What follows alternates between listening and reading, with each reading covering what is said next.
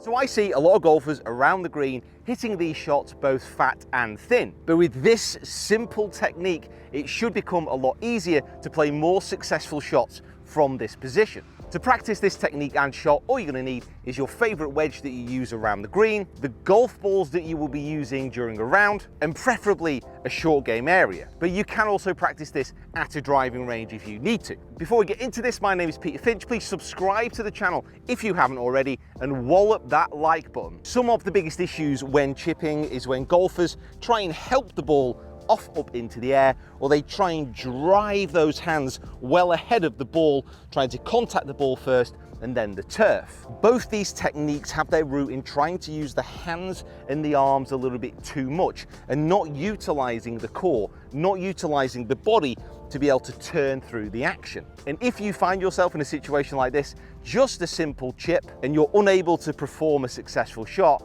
then this technique could really help you out. And as mentioned, this is all about just utilizing the body to turn a little bit more rather than just relying on the hands. So first of all, we want the body a little bit more involved. So turning back and turning through. Notice how I'm not really restricting my hips and my upper body. I'm rotating them both back and I'm rotating them both through. If you stand there locked off and you just try and use the upper body, that's going to cause the tension. You need a little bit of freedom, you need a little bit of movement within even a short shot like this. So we've got a little bit more body turn back and through.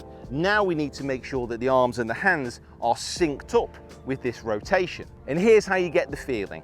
Just take the club in your trail hand, your right hand if you're a right-hander, your left hand if you're a left-hander. And then what I want you to do is place your left hand just on the crook of the arm, place it against the side of the body, and just practice turning the body back, holding that arm in position and turning that body through towards the target. And as you do that, just try and get the feeling of what it's like to have that connection between the body and the club and just get it brushing along the ground. Now notice this position. The club is pretty much an extension of my belt buckle towards the target, with my right hand sat a little bit underneath the club. I'm using the body here to pivot that club through and just get it gliding across the surface. If I was to turn and then lean the hands, I would then be digging it down into the ground. And because my weight's on my left side a little bit when I'm chipping, I can use the body to pivot, get my belt buckle, my stomach pointing down at the target